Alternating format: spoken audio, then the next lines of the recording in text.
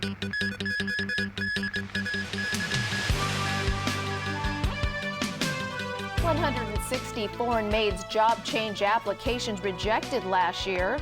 Live chickens from Guangdong test positive for the H7 virus. And 4 more mainland activists go on trial."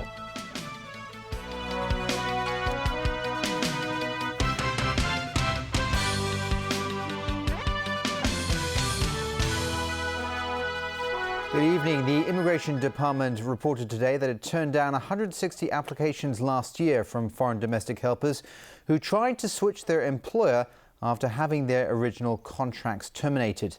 Director of Immigration Eric Chan said today some helpers would deliberately get themselves sacked so that they can look for jobs with better pay. Joanna Silva reports.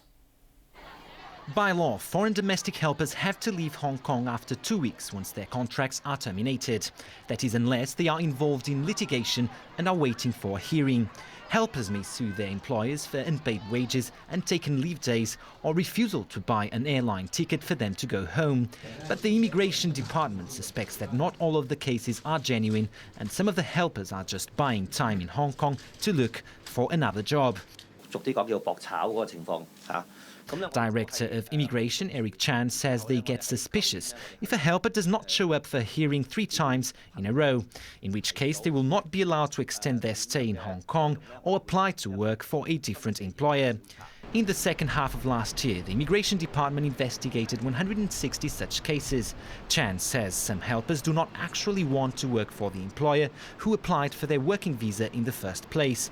They would go out of their way to get fired so that they can look for other jobs in which they can get higher salaries. But the Labour Department explains where a helper is unfairly dismissed, Labour officers would first try their best to mediate a positive outcome for both helper and employer. If that's unsuccessful, the case will go to the Small Claims Tribunal or the Labour Tribunal. That may well be the case for abused helper Ariwana Salistianingsi. Labour officers who've gone to Indonesia have helped her fill out the relevant forms to seek compensation. It is believed that she's also being helped by a migrant workers group and lawyers. With regards to situations of abuse, the authorities have urged foreign domestic helpers here to report all such cases to law enforcement agencies. They say where such cases are substantiated, they will help them find another employer. Asked why immigration officers at the airport had allowed Ariwana to leave for Indonesia without questioning her about signs of abuse in her physical appearance, this is what the immigration director had to say. Our officers did not have this kind of thinking. According to his memory, is that he's only you can see that has some darker skin on Ariana's face, and Ariana didn't ask for any assistance, and our officers just thought that maybe she had some skin disease. The Immigration Department also says it rejects all applications for foreign domestic helper permits by employers who are suspected of abuse. Joanna Silva, TVB News. Well, 54.3 million people entered Hong Kong last year. That's a 11.7% increase from the previous year. The Immigration Department says it is prepared to deal with the surging number of visitors. Joanna Silva again. Of the over 54 million people crossing border checkpoints into Hong Kong last year, 70% arrived from the mainland. That's an average of 110,000 mainland visitors every day. And those figures are not about to get any smaller. Last week, Secretary for Commerce and Economic Development Gregory So said Hong Kong will see a 30% increase in the number of visitors over the next 3 years. Today, Director of Immigration Eric Chan said the Immigration Department is prepared to deal with the extra tourist traffic, and he added that the introduction of electronic permits for mainland tourists will greatly reduce the time it takes to process their entry into the SAR. With regards to border traffic during the Lunar New Year period, the Immigration Department estimates that close to 8 million people will cross Hong Kong's border checkpoints during this season. That's an increase of over 9% from the same period last year. Immigration officers expect the Lo Wu checkpoint to be the busiest. Over 2.2 million people are expected to cross that border at an average of 246,000 per day. The Immigration Department has redeployed 100 additional staff to cope with the extra visitor traffic.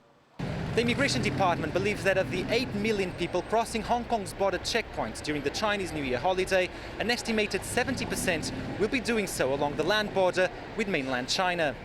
João da Silva, TVB News. Live chickens imported from Guangdong province on the mainland have tested positive for the H7 avian flu virus. A spokesman for the Food and Environmental Hygiene Department says the birds came from a farm in Fushan, registered to supply Hong Kong. The birds were tested at the Cheungsha Poultry Wholesale Market. The existing policy is to cull all the birds at the wholesale market should some of them test positive for the H5 or H7 virus. The market will then close for 21 days for cleansing. That means if further tests confirm the results, there will be no live chicken supply in Hong Kong during the Lunar New Year period. Chicken vendors worried about their losses in business suggested this evening that locally farmed chickens should be allowed to be sent to market. Shares on the local stock market fell to a 5-month low today as the broad sell-off in emerging markets escalates. The Hang Seng Index ended the day 473 points, or 2.1% lower, at 21,976, its lowest close since August the 30th. Asian markets finished mostly lower, with investors seeking havens such as the Japanese yen and gold. Stocks have been propped up in recent years thanks to huge efforts from the world's central banks to inject the financial system with liquidity. But with the end for those policies apparently approaching, some investors are fleeing stocks. 4 more activists on the mainland went on trial today, accused of disturbing public order after urging officials to reveal their assets. The trials of members of the New Citizens Movement has sparked criticism from the international community. It comes only a day after the movement's founder, Xu Zhiyong, was jailed for 4 years on similar charges. Another supporter of the movement, Hu Jia, was taken away by authorities yesterday. The 4 activists on trial advocated working within the system to press for change, including urging officials to publish details of their assets. The Japanese government is defending the new head of the country's public broadcaster after he made comments on the use of comfort women during World War II.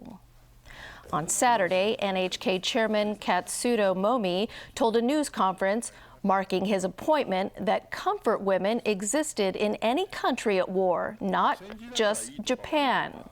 Today, he said his remarks were inappropriate and cited his inexperience at speaking at news conferences. Japan's Chief Cabinet Secretary Yoshihide Suga said Momi's remarks only reflect his personal views. The comments have drawn angry responses from South Korean officials and former victims who want an apology from Japan and Momi's resignation. Historians estimate as many as 200,000 Asian women were forced into Japan's military brothel system. A planned special session of the Ukrainian parliament is doing little to raise hopes of ending that country's political crisis. As James Aiken reports, lawmakers are preparing for the Tuesday session amid warnings the country's justice minister may call for a state of emergency. It's the latest prize in the 2-month-long standoff with the government. On Sunday, dozens of protesters stormed into the Ukrainian Justice Ministry building in Kiev.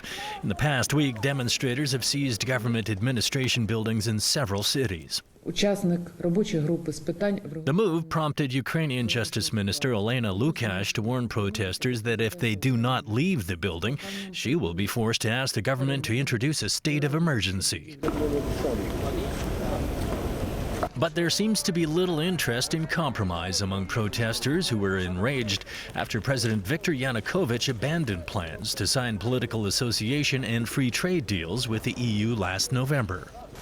In a bid to end the protests, Yanukovych has offered a power-sharing arrangement to key members of the opposition. But after initially mulling the offers, opposition leaders have rejected them, calling them poisoned and designed to divide the protest movement. Instead, they say they will continue to negotiate and demand early elections in the hope of ousting Yanukovych from power. On Tuesday, lawmakers will hold a special session of Parliament to discuss a change of ministers and possibly repeal anti-protest laws. But skepticism remains high, while hopes of a breakthrough remain low. Что мы ожидаем от завтрашнего заседания? Unfortunately, our government won't make any concessions, and this meeting won't lead anywhere, says this demonstrator from Kiev. At least 6 people have been killed, and unrest is spilling into other regions of the country. Protesters have occupied municipal headquarters in up to 10 western regions where opposition is strongest. But there is also growing unrest in traditionally pro-Yanukovych areas of eastern Ukraine and the south. James Aiken, TVB News. One anti-government protest leader in Thailand was shot dead as demonstrators in Bangkok tried to block early voting ahead of next week's snap elections.